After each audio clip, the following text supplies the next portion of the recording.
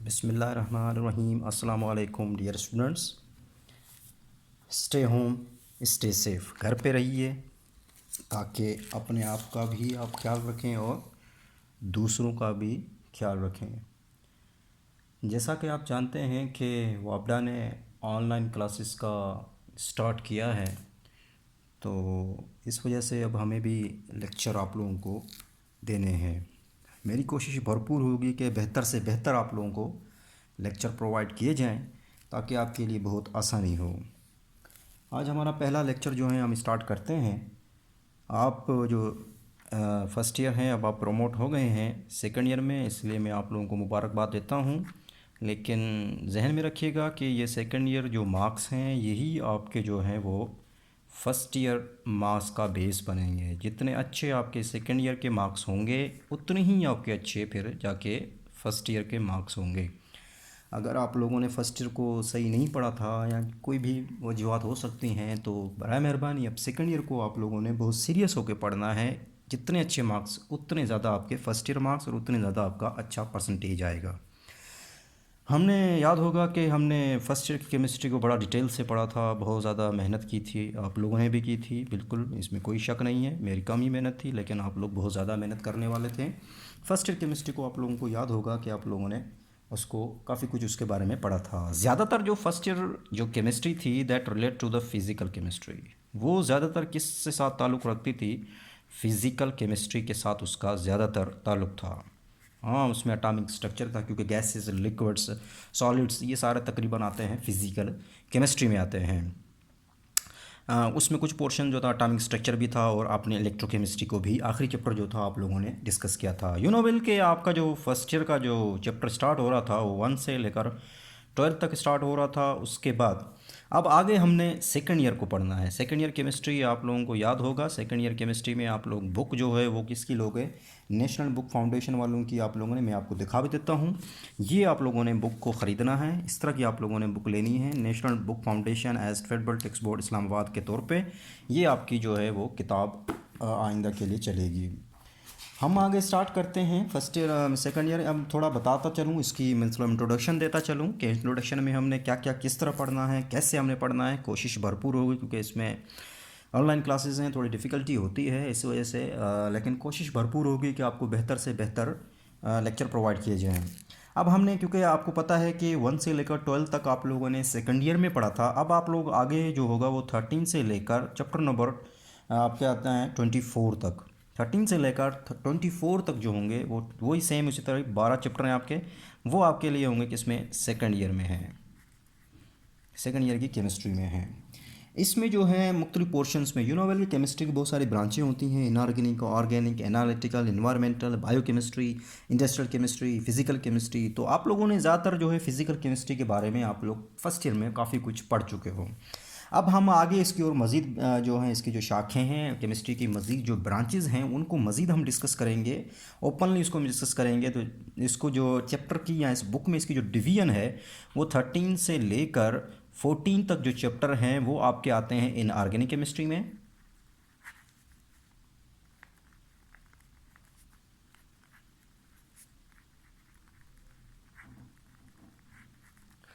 फिर आपके पास आता है चैप्टर नंबर 15 से लेकर चैप्टर नंबर आपके पास है 20 तक, ये आपके पास आ जाता है ऑर्गेनिक केमिस्ट्री में। ये पोर्शन है किस में आ रहा है? ऑर्गेनिक केमिस्ट्री में। उसके बाद आपके पास जो चैप्टर है 21, वो ताल्लुक़ रखता है किसके साथ? बायो केमिस्ट्री में।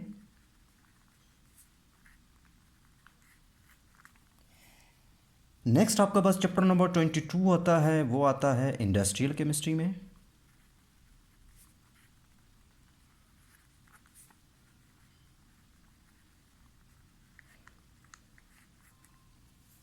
चैप्टर नंबर 23 जो आता है वो इन्वायरमेंटल केमिस्ट्री है।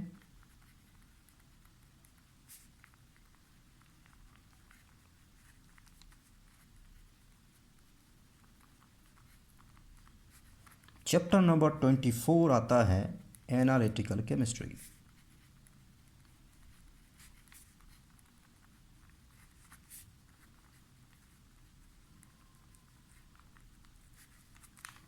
इस तरह चैप्टर्स की डिवीजन हुई है। 13 से लेकर 24 आपके टोटल चैप्टर्स होंगे। 13 से लेकर 14 तक जो है वो इनऑर्गेनिक है, 15 से 20 ऑर्गेनिक है, 21 बायोकेमिस्ट्री, 22 आपका आ जाता है industrial chemistry, 23 environmental chemistry and 24 analytical chemistry. हमने चैप्टर नंबर शुरू स्टार्ट से ही करना है। चैप्टर नंबर 13 को हमने स्टडी करना है। मज़ीद आगे हम थोड़ा ऊपर कर लेता हूँ। चैप्टर नंबर 13 को हम आगे स्टडी करेंगे। चैप्टर नंबर 13 हमने स्टडी करना है और चैप्टर नंबर 13 जो है ये आपका आता है इनऑर्गेनिक केमिस्ट्री में। चैप्टर 13 और 14 को मैंने आपको बताया, लेकिन इसमें आपके जो है वो डिवीजन है। 13 जो चैप्टर है इसमें सिर्फ और सिर्फ आप किसको स्टडी करोगे, SNP ब्लॉक एलिमेंट्स की, SNP ब्लॉक एलिमेंट्स की स्टडी करोगे।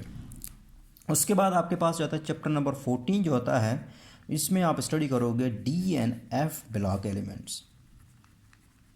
पीरियोडिक टेबल में यू नो वेल के 4 ब्लॉक्स हैं, S, P, D and F। तो पहले जो है आपके पास चैप्टर नंबर 13 है, इसमें आप सिर्फ SNP ब्लॉक एलिमेंट्स की स्टडी करोगे। एंड देन चैप्टर नंबर जो 14 है इसमें आप लोग DNF ब्लॉक एलिमेंट्स जो हैं उनके बारे में स्टडी करोगे। अब हम शुरुआत कर लेते हैं। किस तरह हमने शुरुआत करना है, पहले हमारे पास आता है SNP block elements, SNP block elements.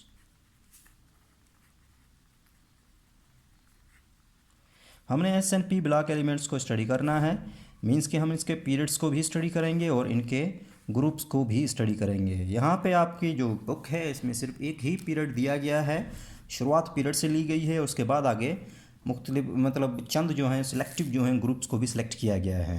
तो जो पीरियड्स में आपके पास आ रहा है, जो पहला पीरियड है उसमें मीन्स कि इसको भी मैंने स्टडी करनी है, वो जो इन्होंने बुक में जो दिया गया है that is third period. Third period को हमने डिटेल से स्टडी करनी है कि इसके हर चीज़ को हमने डिटेल से देखना है थर्ड पीरियड को।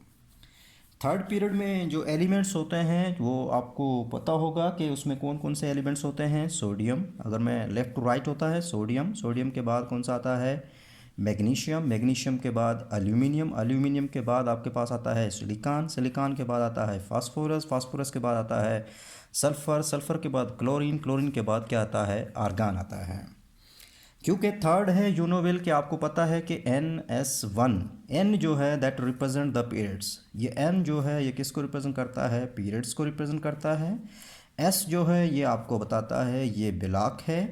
और जो 1 है ये ग्रुप्स को भी रिप्रेजेंट करता है, मीन्स कि कितने उसमें इलेक्ट्रॉन हैं, कौन से ग्रुप में हैं, वो आपको यहाँ से डिटेल का पता लग जाएगा। लेकिन क्योंकि हमने पीरियड्स को देखना है, थर्ड पीरियड है तो ये सर के सारे थर्ड में ही है। ये 3S में आता है, ये भी 3S में आता है, फिर ये आपके पास 3P में आता है, ये आगे फिर P, क्योंकि S में हमेशा 2 इलेक्ट्रॉन उसके बाद मज़ीद नहीं आते, तो आगे फिर आपके पास 3P, ये भी 3P में इलेक्ट्रॉन आते हैं, इसके भी 3P में इलेक्ट्रॉन आते हैं, इसके भी 3P में इलेक्ट्रॉन आते हैं, इसके भी 3P में आते हैं और इसके भी 3P में इलेक्ट्रॉन्स जो हैं वो फिलिंग होती है। अब इसकी इलेक्ट्रॉन की जो है वो फिलिंग जो हुई है, वो इलेक्ट्रॉन्स की जो फिलिंग है इन ऑर्बिटल्स में वो क्या हुई है, मींस के जो है वो इलेक्ट्रॉन जो है वो फिलिंग हुई है with electron 3 and 3p orbitals are filling with electrons. अब इसमें हम इलेक्ट्रॉन्स की जो फिलिंग है वो कैसे है वो हम देख लेते हैं। देख लें अभी आप लोग, सोडियम है, सोडियम आपके पास है, इसका एटॉमिक नंबर क्या है, 11 है। सोडियम को अगर देखें तो इसकी इलेक्ट्रॉनिक कॉम्बिनेशन है 1s2 2s2 2p6 3s1। अगर इस 1s2s2 2p6 को अगर देखें तो क्योंकि अगर आप इलेक्ट्रॉन को गिनना शुरू करें तो दो पहले शेल में 2 आते हैं, दूसरे शेल में आप देख सकते हैं सेकंड शेल है, इसमें आपके पास इलेक्ट्रॉन कितने, 2 और 6 कितने आ गए, 8 इलेक्ट्रॉन आ गए। इट मीन्स कि ये जो है ये इसका आउटर मोस्ट शेल क्या है, ये फिल्ड है, कम्प्लीटली फिल्ड है। इट मीन्स कि अगर आप देखेंगे नोबल गैसेज, ये हमेशा किस में आती हैं, नोबल गैसेज में आती हैं। अगर देखेंगे नोबल में तो ये नियान आपको नज़र आएगा, तो नियान की इलेक्ट्रॉनिक कन्फर्मेशन है ये 1s2 2s2 2p6, तो नियान की इलेक्ट्रॉनिक कन्फर्मेशन है। 3s1 जो है ये फिर आगे सोडियम। तो दैट्स वाई हम आगे क्या कैसे लिखेंगे इसको, यहाँ पे हम लिखेंगे सोडियम, सोडियम मीन्स के 11 है, आगे हम कर देंगे नियान, नियान समझ जाएंगे कि ये इसकी इलेक्ट्रॉन मिशन है, इधर मैंने इसके रिप्लेस कर दिया है इसको, और बाकी आपके पास 3s1 आ जाएगा। इसी तरह आपके पास आ जाएगा मैग्नीशियम है, मैग्नीशियम का एटॉमिक नंबर कितना होता है 12 होता है। इसी तरह हम लिखेंगे नियान, सर अंडरस्टूड है कि नियान की इलेक्ट्रॉन कन्फर्मेशन ये है, अगर पूरा नहीं लिखेंगे तो 1s2 इट इज़ अंडरस्टूड। आपके पास क्या आ जाएगा, नियान आ जाएगा, नियान एंड देन आपके पास आ जाएगा, क्योंकि थर्ड पीरियड है, हम तीसरे पीरियड सेम ही रहेगा, इलेक्ट्रॉन क्योंकि फिलिंग हो रही है। अब देखें आप इलेक्ट्रॉन 3s2 हो जाएंगे। नेक्स्ट आपके पास आता है एल्यूमिनियम आता है। एल्यूमिनियम जो है इसके अटामिक नंबर है वो कितना है 13 है। इसी तरह आप नियान लिखेंगे वही आपको मिल जाएगी नियान। नेक्स्ट आपके पास क्या आ जाएगा, ये 3s2 कंप्लीट है। अब देखिए ये एल्यूमिनियम में फिर p ऑर्बिटल स्टार्ट हो जाता है। देखें पीरियड्स आपने सेम लिखना है, चेंज नहीं करना, क्योंकि एक ही पीरियड है आपका, थर्ड पीरियड चल रहा है। 3 एंड p आ जाएगा, p ब्लॉक में एलिमेंट चले जाएंगे और 1 इलेक्ट्रॉन उसमें फिलिंग हो जाएगी। नेक्स्ट आपके पास सोडियम मैग्नीशियम एल्यूमिनियम, एल्यूमिनियम के बाद आपके पास आता है सिलिकॉन आता है। सिलिकॉन जो है इसमें आपके पास जो है इसका एटॉमिक नंबर जो है दैट इज़ द 14। कितना है इसका एटॉमिक नंबर, 14 एटॉमिक नंबर है। तो यहाँ पे भी आपके पास क्या आ जाएगा, नियान आ जाएगा, नियान आ जाएगा एंड देन आपके पास आ जाएगा 3s2 एंड 3p2 आ जाएगा। नेक्स्ट आपके पास आता है सिलिकॉन के बाद आता है आपका फास्फोरस, एटॉमिक नंबर कितना है इसका 15 है। नियान की इलेक्ट्रॉनिक कन्फर्मेशन चल रही है, वही हम पूरा नहीं लिख रहे। यहाँ पे आपके पास आ जाएगा 3s2। नेक्स्ट आपके पास 3p3, इलेक्ट्रॉन की फिलिंग हो रही है। p ऑर्बिटल्स अब देखें अपने जो हैं वो फिलिंग की तरफ जा रहे हैं, अपने स्टेबिलिटी की तरफ जा रहे हैं। नेक्स्ट आपके पास आ जाता है सिलिकॉन आ जाता है, सॉरी सिलिकॉन नहीं सल्फ़र आता है। सल्फ़र जो है इसका एटॉमिक नंबर कितना होता है 16 होता है। हम लिखेंगे नियान, नियान एंड देन 3s2 3p आपके पास आ जाएगा। ये कितने इलेक्ट्रॉन आ जाएंगे, 4 इलेक्ट्रॉन आ जाएंगे। नेक्स्ट इसी तरह आप चले जाएं सिलिकॉन के बाद आपके पास आता है क्लोरीन आ जाता है। क्लोरीन में आपके पास नियान की इलेक्ट्रॉन। नेक्स्ट आपके पास क्या आ जाएगा 3s2 एंड 3p5 आ जाएगा। एंड देन लास्ट में आपके पास आर्गान आ जाता है। नियान की इलेक्ट्रॉन लिख दीजिए and then 3s2 3p6। It means कि this is the noble gases. ये कौन सी हैं, नोबल गैसेस हैं। इलेक्ट्रॉन कन्फर्मेशन इसकी क्या हो गई, फिलिंग हो गया। इसके ऑर्बिटल्स अब देखें, आप देखिए ये इलेक्ट्रॉन जो हैं वो सक्सेसिवली आहिस्ता आहिस्ता अपनी स्टेबिलिटी की तरफ जा रहे हैं। ऑर्बिटल्स उनके क्या हो रहे हैं, फिलिंग हो रहे हैं। क्योंकि आप याद रखिएगा ऑर्बिटल पीरियड्स जो है आप लोगों ने कौन सा सेलेक्ट किया है, थर्ड पीरियड है, तो ये चेंज नहीं होगा 3 है, क्योंकि ये शो किसको करते हैं, पीरियड्स को शो करते हैं। जबकि ये आपको ऊपर वाले जो इलेक्ट्रॉन हैं ये किसको रिप्रेजेंट करते हैं, ग्रुप्स को रिप्रेजेंट करते हैं। एंड पी एंड एस जो हैं ये आपको बता देते हैं कि ये किस ब्लॉक में मौजूद है। ओके, यहाँ तक आप लोगों को समझ आ चुकी होगी। आई होप, मैं उम्मीद करता हूँ कि यहाँ तक आप लोगों को काफ़ी कुछ समझ आ चुका होगा। अब इस टॉपिक को, इस लेक्चर को हमने पूरा पढ़ना है, फिर जाके हमें कॉन्सेप्ट क्लियर होंगे। क्योंकि आपकी बुक में कुछ क्विज़ है, क्विक क्विज़ है। पहले मैं इसी को थोड़ा रिलेट कर देता हूँ, क्विक क्विज़, ताकि आपको समझ आ जाए। पहला क्विक क्विज़ ये है कि the electronic structure of magnesium is, magnesium का जो इलेक्ट्रॉनिक स्ट्रक्चर है वो ये है 1s2 2s2 2p6 3s2। कहता है कि मैग्नीशियम का electronic structure 1s2 2s2 2p6 3s2 है। तो write down the electronic structure of aluminium. आप लोगों ने एल्यूमिनियम का इलेक्ट्रॉनिक स्ट्रक्चर बिल्कुल इसी तरह लिखना है, इन द सेम नोटेशन, इसी सेम नोटेशन में। तो ये आपका होमवर्क है, असाइनमेंट है। ये मैं लेक्चर मतलब आप ख़त्म हो जाएगा तो उसके बाद आपने विद इन 1 आवर में आप लोगों ने ये मुझे असाइनमेंट सेंड करनी है, ठीक है। दूसरा आपके पास जो क्वेश्चन है वो भी मेरे लेक्चर में ही आपको इसका जवाब मिलेगा। विच ऑफ द, इसमें जो क्वेश्चन मैं लिख देता हूँ, which of the following, which of the two elements, sorry which of the two elements, which of the two elements, which of the two elements means के जिसमें आपके पास आता है मैग्नीशियम और एल्यूमिनियम, मैग्नीशियम और aluminium has more stable structure. इसका जवाब भी मैं आप लोगों को बता दूंगा, ठीक है। मेरे पास जवाब मौजूद है, मैं आपको इस इधर आपको दिखा दूंगा, आप लोग स्क्रीनशॉट लेके उसका जवाब। लेकिन हम पूरा लेक्चर समझेंगे, उसके बाद आपको इसका जवाब शायद क्लियर हो जाए। लेकिन इसको भी जहन में रखिए, ये आपके लेक्चर में आगे आएगा।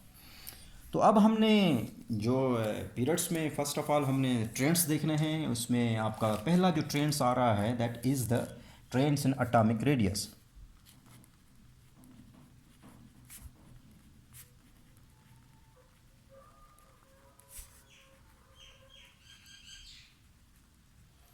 एटॉमिक रेडियस में आपका ट्रेंड्स आ रहा है। यू नो वेल कि आपको पता है एक चीज़ का, जब भी पीरियड्स आते हैं मींस के थर्ड से लेकर आप लेफ़्ट टू राइट पीरियड जब आप जाते हो left to right periodic table में, लेफ़्ट टू राइट, लेफ़्ट से आप जब राइट की तरफ जाते हो तो नंबर ऑफ़ शेल्स जो हैं remain the same, number of shells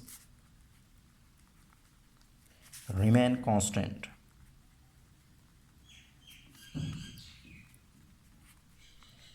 number of shells जो हैं वो हमेशा क्या रहते हैं, सेम रहते हैं, उसमें कोई तब्दीली नहीं आती। Number of shells remain constant, ठीक है, याद रखिएगा। ग्रुप्स में नंबर ऑफ़ शेल्स जो हैं वो कम भी या बढ़ते भी हैं, उसमें चेंज आती है, लेकिन पीरियड्स के अंदर नंबर ऑफ़ शेल्स जो हैं वो हमेशा कांस्टेंट रहते हैं। नंबर ऑफ़ शेल्स जो हैं वो क्या रहते हैं, सेम रहते हैं। अगर इसी तरह आप यू नो वेल के आपको पता है जब आप लेफ़्ट टू राइट जाते हो तो साइज़ ऑफ एटम जो है, क्योंकि लेफ़्ट टू राइट जा रहे हैं, एटम का जो साइज़ है या आइंस का, लेफ़्ट टू राइट मीन्स के इन पीरियड्स में जब आप लेफ़्ट टू राइट जाते हो तो जी साइज़ ऑफ एटम और आइंस, साइज़ ऑफ एटम और आइंस, एटम का साइज़ या आइंस, साइज़ ऑफ एटम और आइंस जो है वो क्या करता है, डिक्रीज़ करता है। साइज़ ऑफ एटम और आइंस क्या कर रहा होता है, डिक्रीज़ कर रहा होता है। मीन्स के एटम्स का जो साइज़ है वो क्या कर रहा है, डिक्रीज़ कर रहा है। क्यों डिक्रीज़ करता है, रीज़न क्या है? Number one, you know well के द वैल्यू ऑफ, एक तो पहला रीज़न ये है, the value of effective nuclear charge increase, effective nuclear charge, value of effective nuclear charge increase. दूसरा आपके पास जो आता है the value of effective nuclear charge increase, तीसरा आपके पास increase the effective nuclear charge. अगर आपके पास इफेक्टिव न्यूक्लियर चार्ज इंक्रीज करेगा, if increase in effective nuclear charge,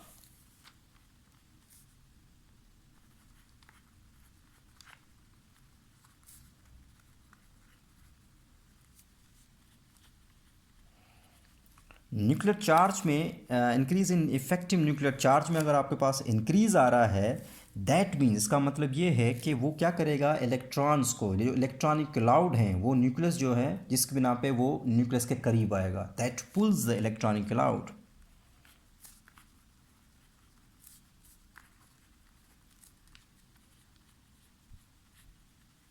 that pulls the electronic clouds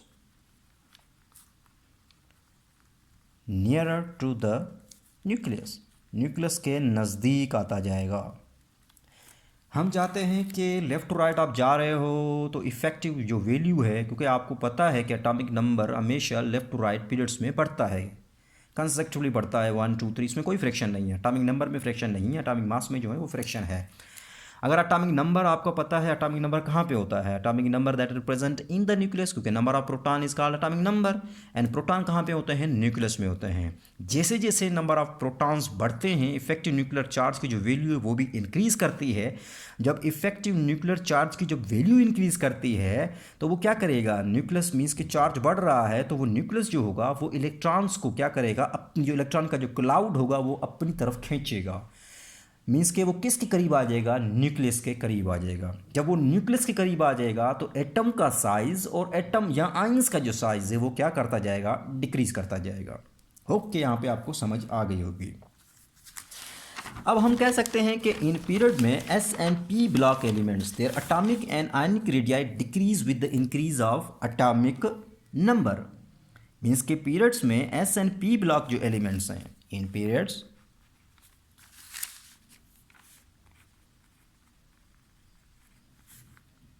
S and P block elements,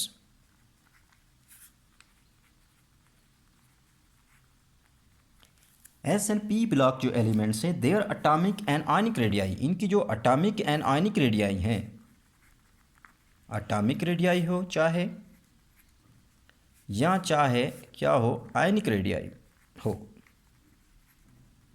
ये क्या करती है, डिक्रीज करती है with increase of atomic number. Atomic number के इंक्रीज करने से एटॉमिक नंबर, हम कह सकते हैं कि पीरियड्स में जो एस एंड पी ब्लॉक जो एलिमेंट्स, इन पीरियड्स में एस एंड पी ब्लॉक जो एलिमेंट्स हैं उनका जो एटॉमिक रेडियाई है या उनकी जो आयनिक रेडियाई है वो डिक्रीज करती है with increase of atomic number. किसके ज़रिए? एटॉमिक नंबर से इंक्रीज करती है। उनका एटॉमिक नंबर बढ़ेगा तो उनकी एटॉमिक एंड आयनिक रेडियाई वो क्या करेगी? डिक्रीज करेगी।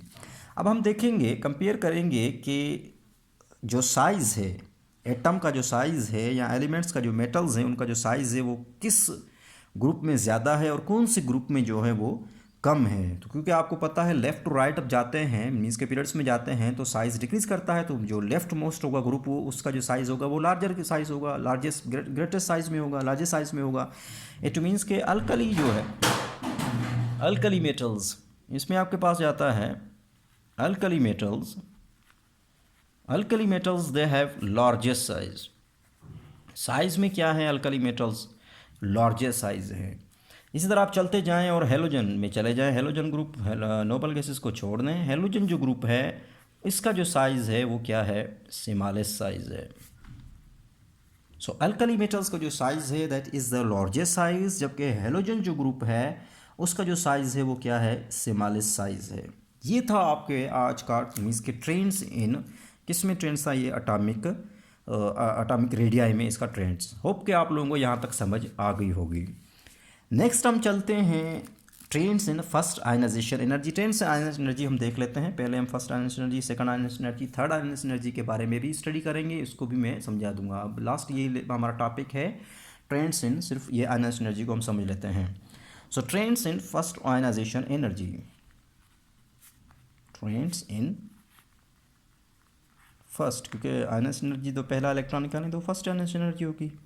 फर्स्ट आयनाइजेशन एनर्जी, मैं इसको शॉर्ट फॉर्म में लिखूंगा IE, ताकि टाइम सेव हो आप लोगों का।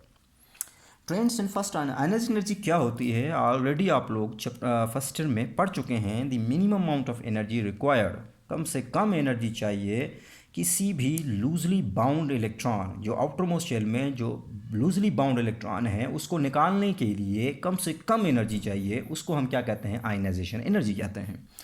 लेट सपोज आपके पास एक एक्स, कोई भी हो सकता है, एलिमेंट है, कुछ भी है, ठीक है ना, इसको हम क्या करते हैं? एनर्जी देते हैं। इसकी आउटर मोस्ट शेल में मैं एनर्जी देता हूँ और जैसे एनर्जी दूंगा तो इसका इलेक्ट्रॉन यहाँ से निकल जाएगा। जब वो इलेक्ट्रॉन निकलेगा, यू नो वेल कि जब इलेक्ट्रॉन की कमी आएगी तो उसके ऊपर चार्ज क्या आएगा? पॉजिटिव चार्ज आएगा और एक इलेक्ट्रॉन यहाँ से क्या हो गया? रिमूव हो गया। तो इसको हम क्या कहते हैं? Ionization energy. और ये गैशियस फॉर्म में आ जाएगा। तो गैशियस एटम्स या गैशियस जो है आप लोग क्या बनाओगे? इसमें से गैशियस जो है वो आयंस जो है इससे प्रोड्यूस होगा। अब आपके पास जो है आयनाइजेशन एनर्जी, तो first ionization energy depend upon, अब जो first ionization energy, this is the first, means कि आप पहला इलेक्ट्रॉन जो है, फर्स्ट आयनाइजेशन किसको कहते हैं? आउटर मोस्ट शेल में या बैलेंस शेल में से जो लूजली बाउंड इलेक्ट्रॉन हो, वो इलेक्ट्रॉन, एक इलेक्ट्रॉन रिमूव करें, उस एक इलेक्ट्रॉन की वजह से हम उसका नाम रख देते हैं, ये कौन सी आयनाइजेशन एनर्जी? आपकी फर्स्ट आयनाइजेशन एनर्जी है। अब फैक्टर्स, आयनाइजेशन एनर्जी कौन से फैक्टर्स पे डिपेंड करती है? The factors that's depend, factors कौन कौन से ऐसे फैक्टर्स हैं जिस पे आयनाइजेशन एनर्जी जो है दैट्स डिपेंड, ऐसे कौन से फैक्टर हैं जिस पे आयनाइजेशन एनर्जी क्या करती है? डिपेंड करती है। Number 1 atomic size, atomic size पे डिपेंड करती है, एटॉमिक साइज। नंबर 2 आपके पास आ जाता है न्यूक्लियर चार्ज।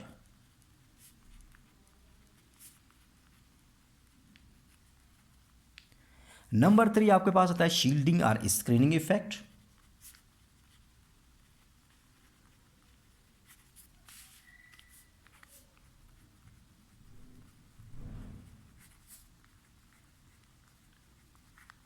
एंड नंबर 4 आपके पास आता है nature of orbitals.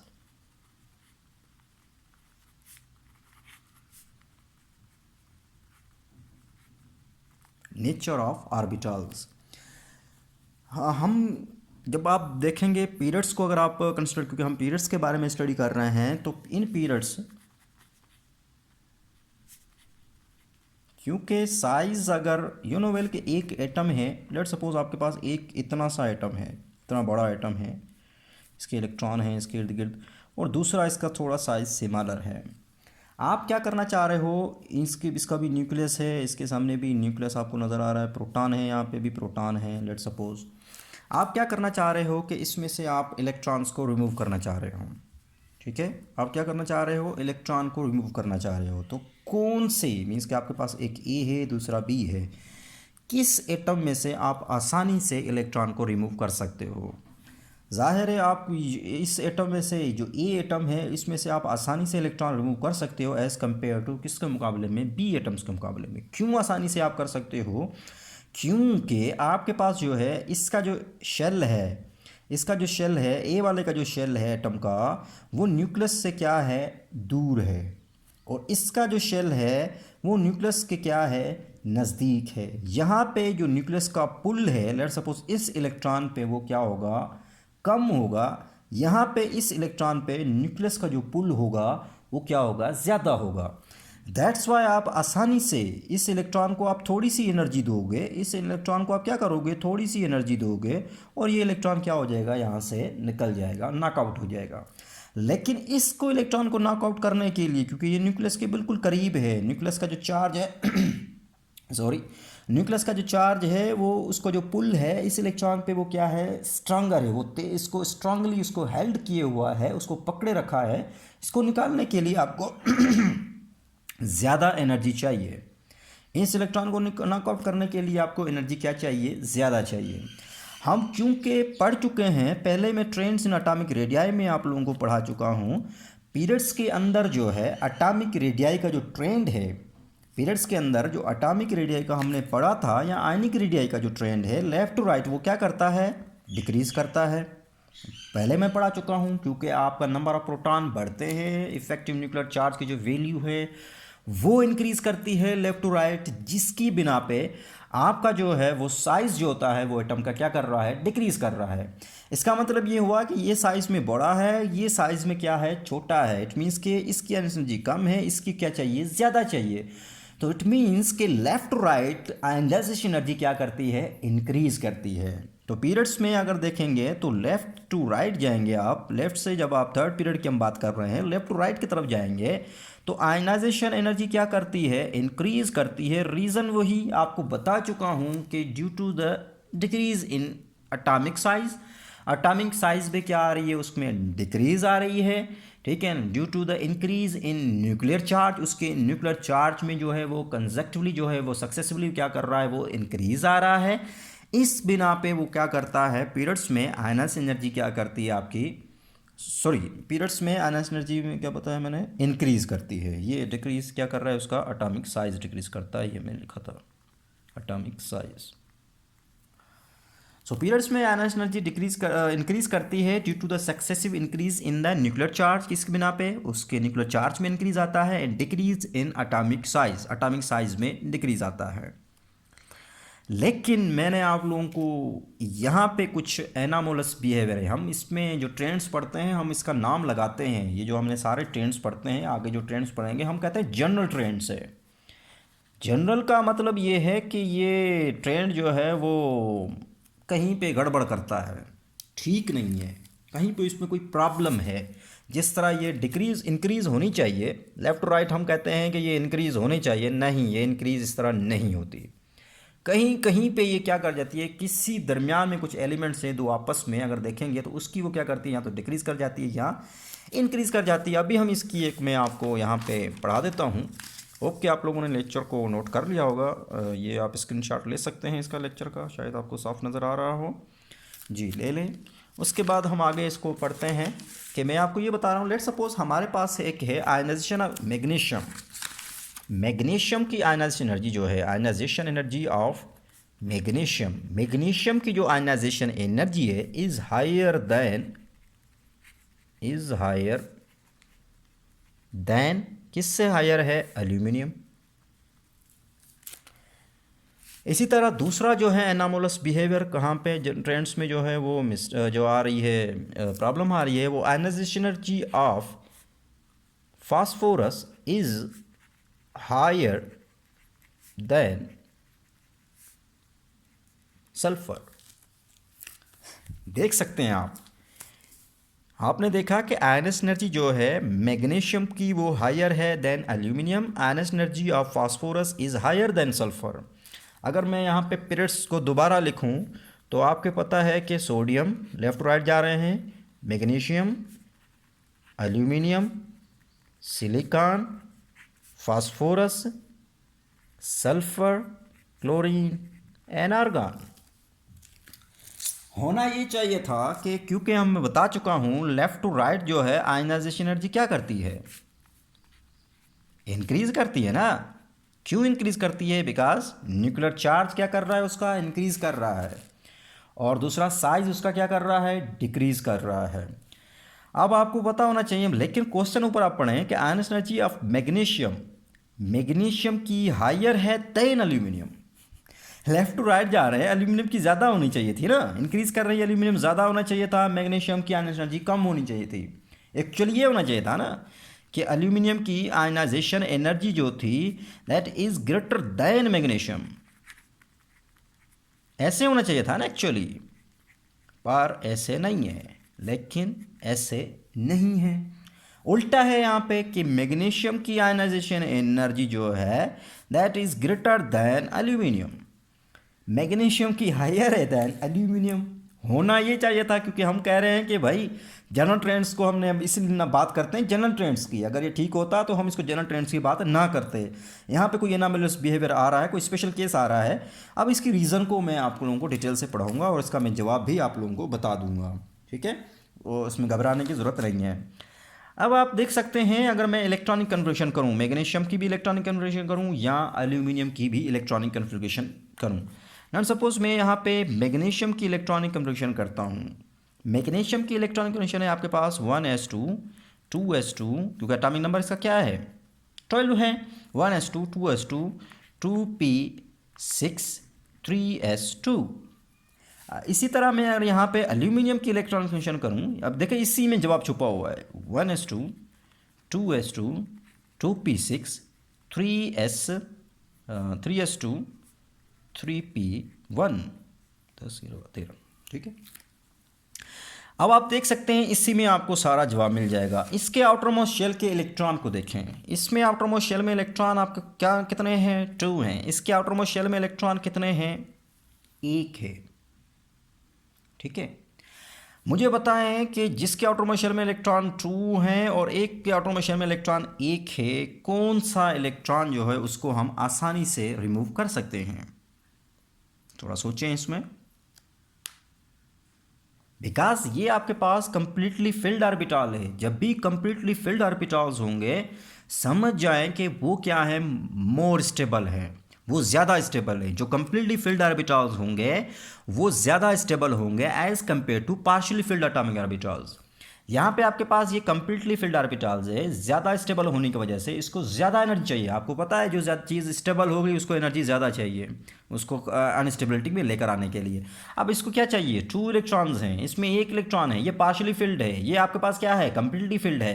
That's why जो आपके पास जो मैग्नीशियम है इस बिना पे मीन्स के ये ज़्यादा स्टेबल होने की वजह से मैं यहाँ पे पढ़ देता हूँ। In case of magnesium it is more difficult to remove 1 electron, एक इलेक्ट्रॉन को रिमूव करने के लिए from the completely filled 3s orbital, means के कंप्लीटली फिल्ड जो 3s ऑर्बिटल है उसमें से इलेक्ट्रॉन को रिमूव करना कदरे क्या है, मुश्किल है एज कंपेयर टू एल्यूमिनियम के मुकाबले में।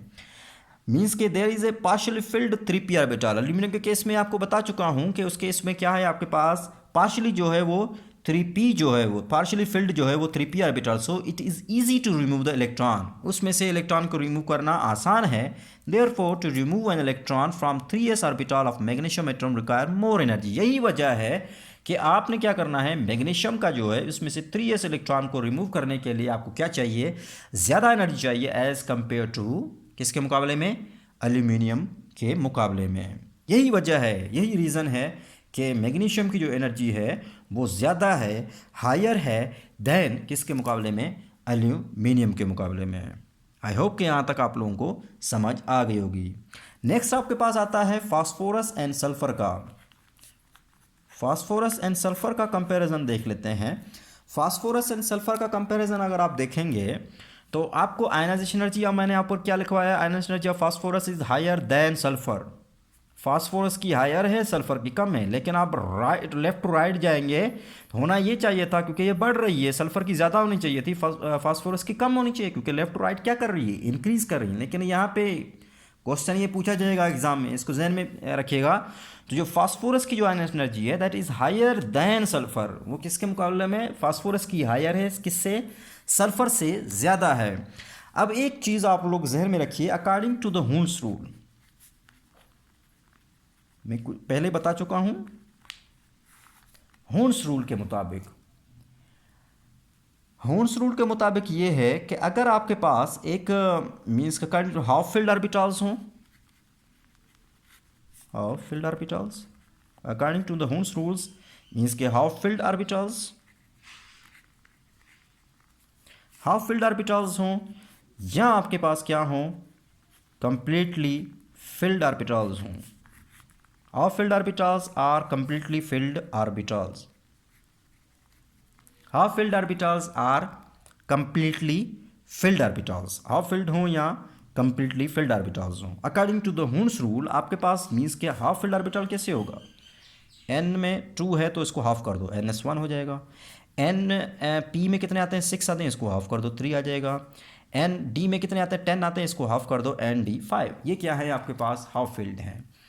दूसरा आपके पास क्या हो, कंप्लीटली फिल्ड ऑर्बिटल्स हो, कंप्लीटली फिल्ड ऑर्बिटल्स में ns2 होगा, np क्या होगा आपके पास 6 होगा, nd आपके पास क्या आएगा, 10 आएगा। According to the Hund's rule के मुताबिक अगर आपके पास क्या हो, हाफ फील्ड ऑर्बिटल्स हो ns1 np3 nd5 हो, या कंप्लीटली फिल्ड ऑर्बिटल्स हो ns2 np6 और nd10 हो, ये क्या होंगे, मोर स्टेबल होंगे। These orbitals are comparatively more stable, ये comparatively क्या होंगे, more stable होंगे as किसके मुकाबले में, जो partially filled हों। ये यहाँ जहन में रखिएगा, ये more stable होंगे, और इस वजह से इनको क्या चाहिए, अगर ये ज़्यादा स्टेबल होंगे तो more energy is required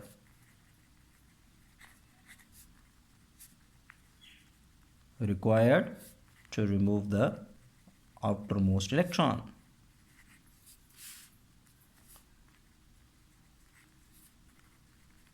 outer most electron को रिमूव करने के लिए आपको क्या चाहिए, ज़्यादा एनर्जी चाहिए। किस केस में चाहिए, अगर आपके पास हाफ फील्ड ऑर्बिटल हो, या आपके पास कौन सा होना चाहिए, कंप्लीटली फील्ड ऑर्बिटल्स हो। ऊपर बता चुका हूँ हाफ फील्ड और कंप्लीटली फील्ड ऑर्बिटल्स क्या होते हैं। तो क्योंकि ये ज़्यादा क्या होते हैं, स्टेबल होते हैं, तो ज़्यादा एनर्जी चाहिए इलेक्ट्रॉन को रिमूव करने। सच ऑर्बिटल्स इन केस ऑफ, अगर आप देख सकते हैं, अब पी ऑर्बिटल्स में चले जाएँ, फास्फोरस के केस में एटॉमिक नंबर क्या है, 15 है, मीन्स के 1s2 2s2 2p6 3s2 3p कितने होने चाहिए, ये 10 12 3 होनी चाहिए फास्फोरस।